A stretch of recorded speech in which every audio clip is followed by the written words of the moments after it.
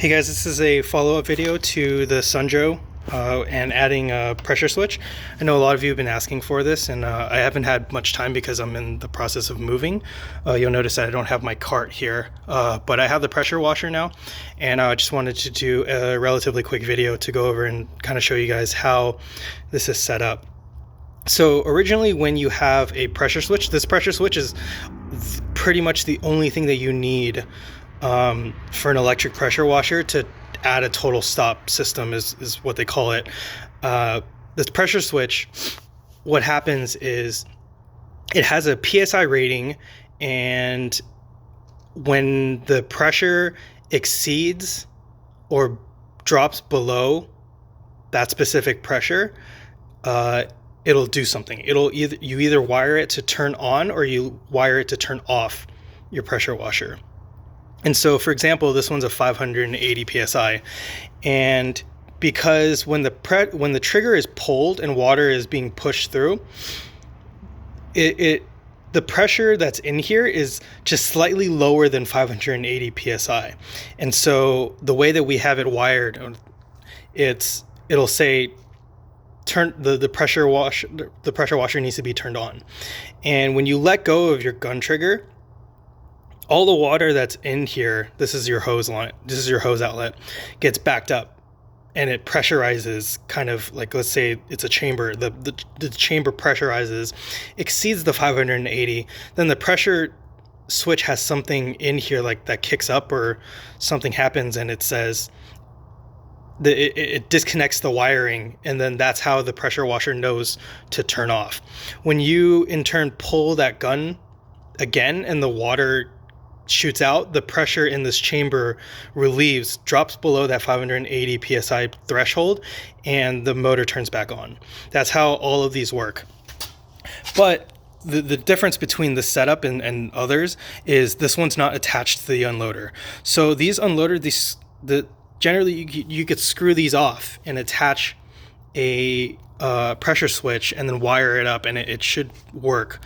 But the problem is the screw size, the female that's here is not 3/8 MPT. I don't know what the sizing is, and I mean, I don't think that they make a pressure switch for whatever screw size this is, because it's not MPT. It's not like some standard.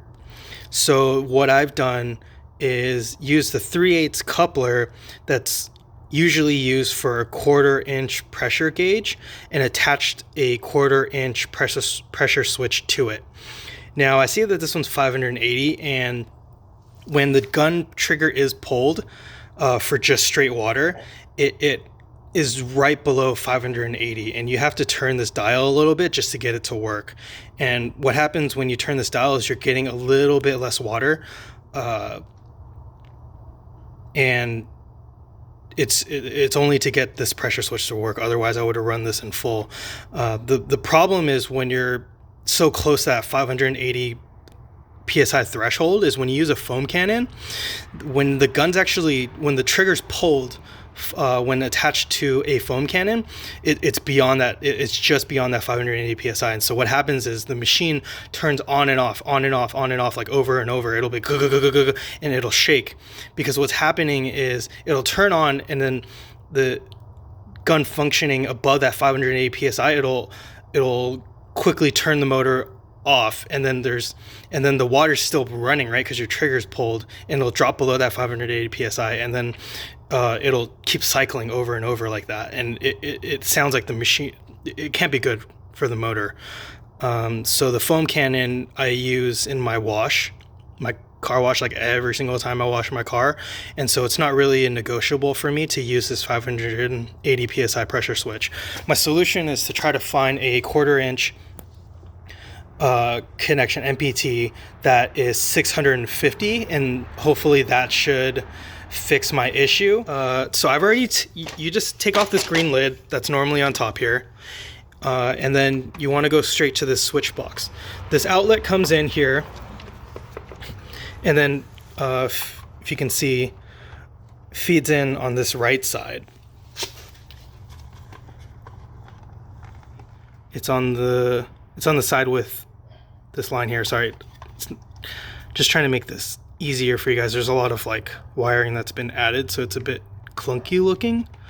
So that one that's far on the inside is where you want to wire your red, and then in turn that blue one gets connected with the one that's originally attached to the pressure switch, and that's originally attached to the switch. Hopefully that makes sense.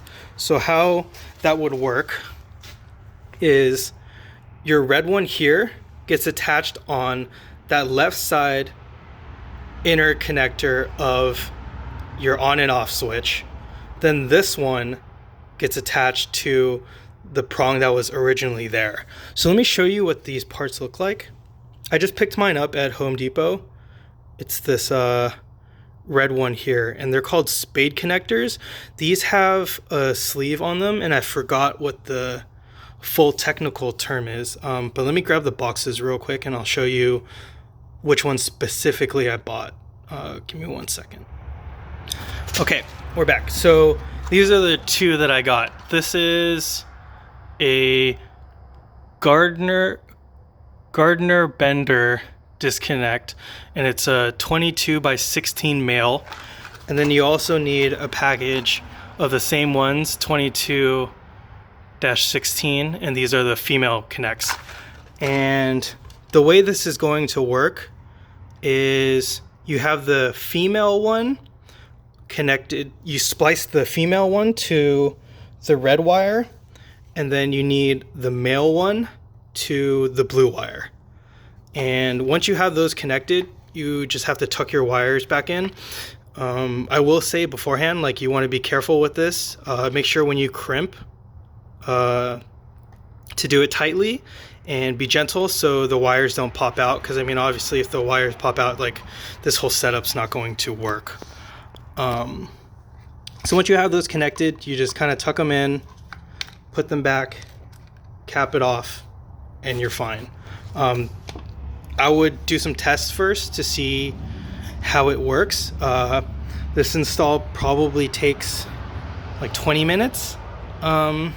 But I've also had a lot of practice. If you guys have any additional questions, I know that this is not the best angle, and my concern is, like, it's really difficult for you guys to see how this is set up, but I think if you have it open at the same time and you watch the video and you look at the inside of this, I'm trying to get a better angle for you guys, but if you can do it at the same time, I think it'd be helpful, so you're kind of seeing what I'm seeing in person. So yeah, if you guys have any additional questions with this, please let me know in the comments. I'm usually pretty quick to answer things, and hopefully, yeah, if we can find a 650 PSI pressure switch, this would have been helpful for everyone. I had to do a couple tries to get this to work, but hopefully you guys can benefit from my trial and error. So thanks. See you guys next time.